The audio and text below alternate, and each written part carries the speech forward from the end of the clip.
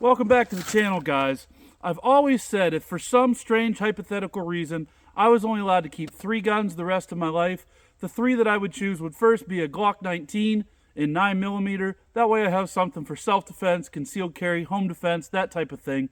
The second would be a 12-gauge shotgun, maybe a pump, maybe a double barrel, in order to be able to hunt small game and anything above that. And the third thing that I would keep, the third gun I would choose, would be this right here, and that is the Ruger Gunsite Scout Rifle, chambered in .308 Winchester.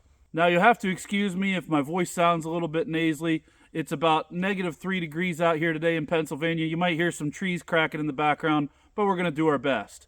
So the reason I'm making this video is because I recently was watching one of my favorite channels, and that is a channel by the name of On the Scout. So go check him out if you would like to. If you want to see everything about scout rifles, he's a gentleman who I think lives out in the Pacific Northwest, and his channel is all about scout rifles, and he uses a Ruger scout rifle just like this.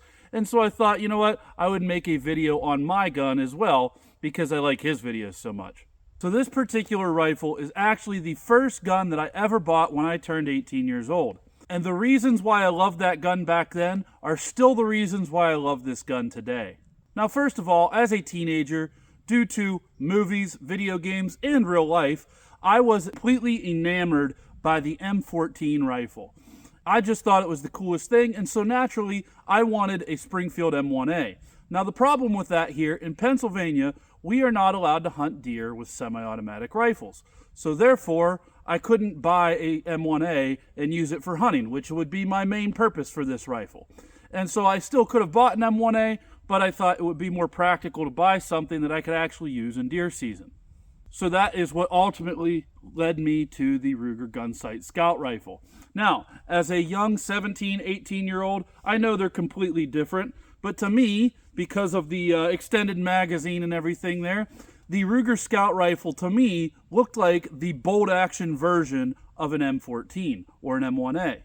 And so that was the first thing that drew me to this gun, was really just the looks and the cool factor of it. But then, as I got to looking into it, I realized how super practical this gun would be.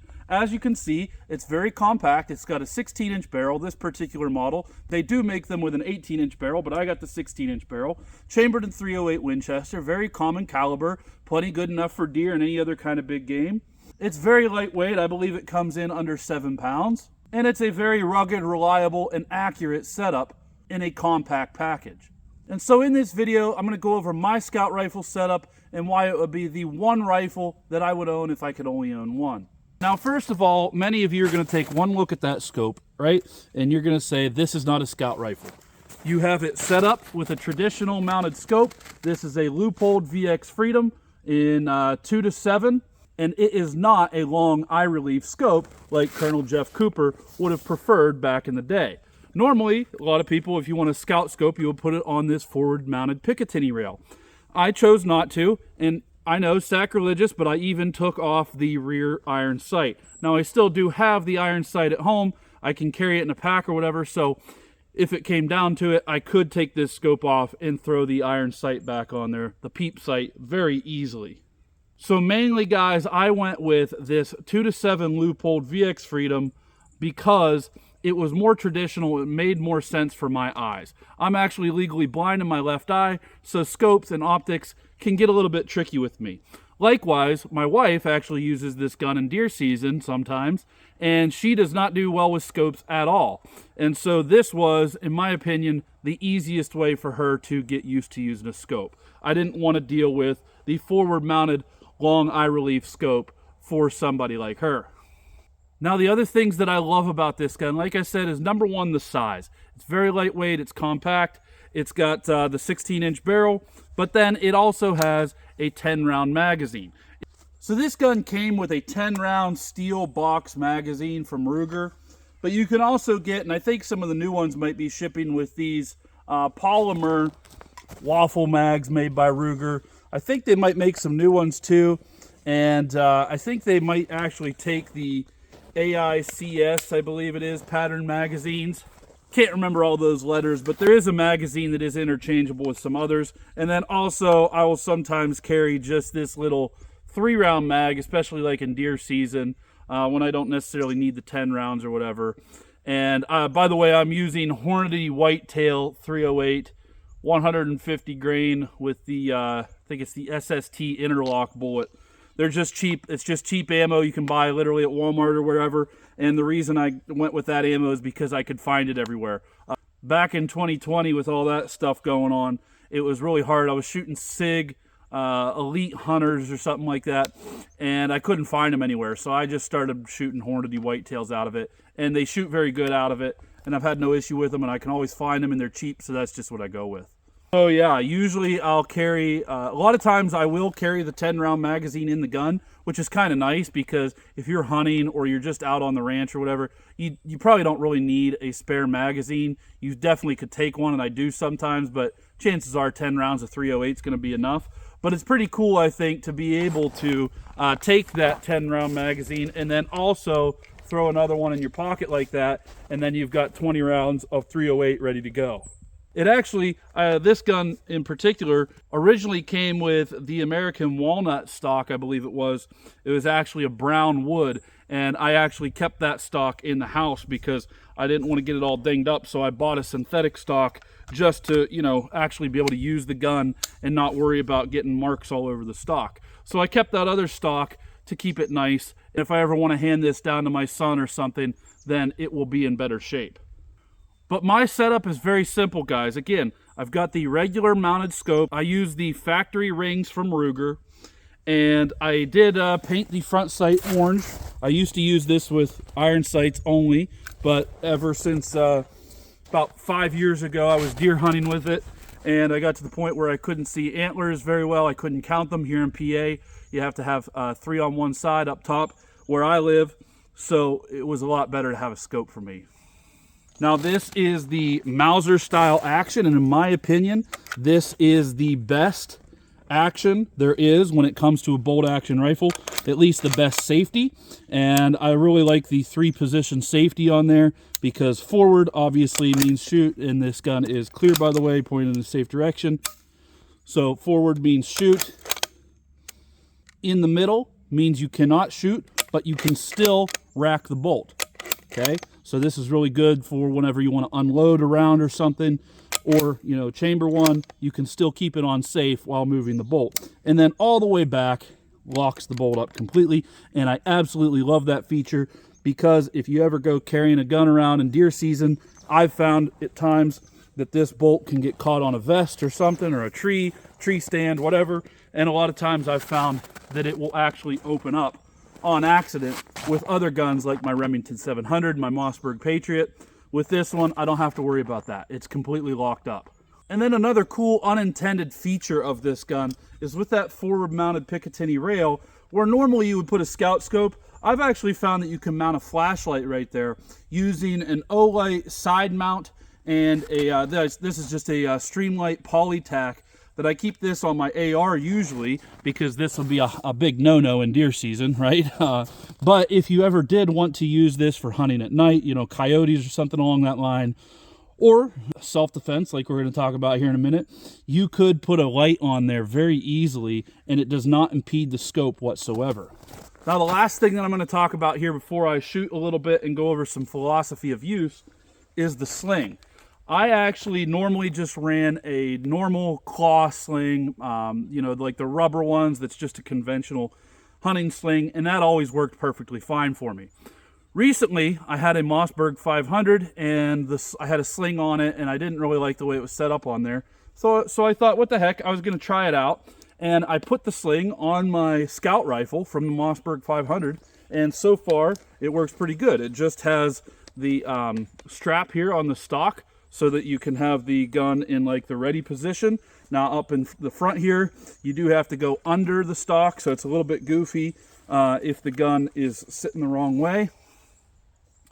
But I suppose, like I know the guy that I was talking about on the Scout, he actually drilled his stock and put a QD mount in the side of it so that you could have that same situation. I suppose you might be able to run something from the Picatinny rail up here.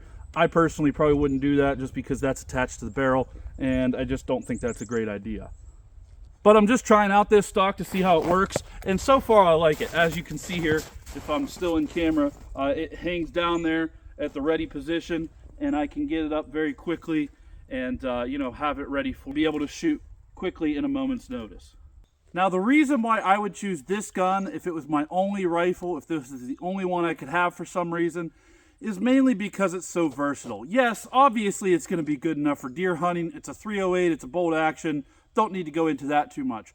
But also I think because of the lightweight and the compactness and the 10-round magazine, I think this gun could be used in a pinch in a defensive scenario.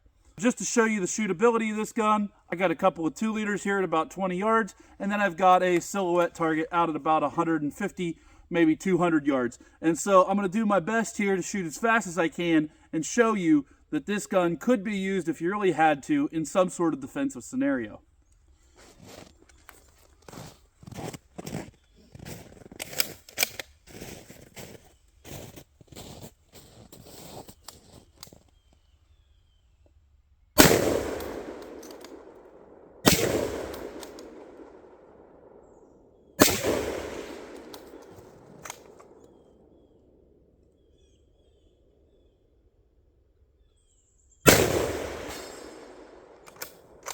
Rushed that third shot there, but I got the steel target on the second one. So as you can see, this gun could be used if you really had to in a defensive scenario. Obviously, guys, it's not ideal. It'd be much better to have a semi-auto. As you saw there, sometimes when I rack the bolt here, those shells, if I go too fast, they may have a tendency to actually jam back into the chamber. So you kind of have to be very cognizant about how you run this bolt. So again, ideally, you wouldn't want to use this for home defense, but you absolutely could if you had to. And 3 shots of 308, you know, obviously the 20-yard targets didn't stand a chance. Out at 175, I rushed that first one, but you could see when I slowed down, I got it on the second one, and I was only on 2 power. So I think it's very cool to be able to have this. You know, that 2 power scope allows you to shoot targets up that close, but then cranking it up to 7 also allows you to reach out there and touch things a little bit. Well, I'm just going to do 3 quick follow-up shots on the pizza box there, right in the middle. See what the group is. Simulate a little bit of a home defense scenario, maybe about, I don't know, 7 to 10 yards.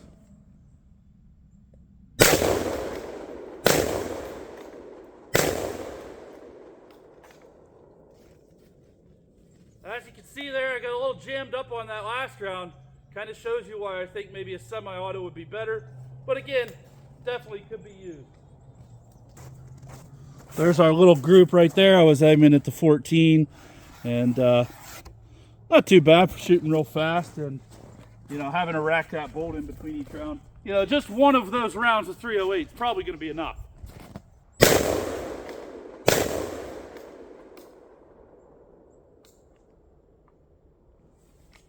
Ran out of bullets. All right, so the last thing I want to mention before I wrap it up here, I mentioned about how like a semi-auto gun would be better for home defense.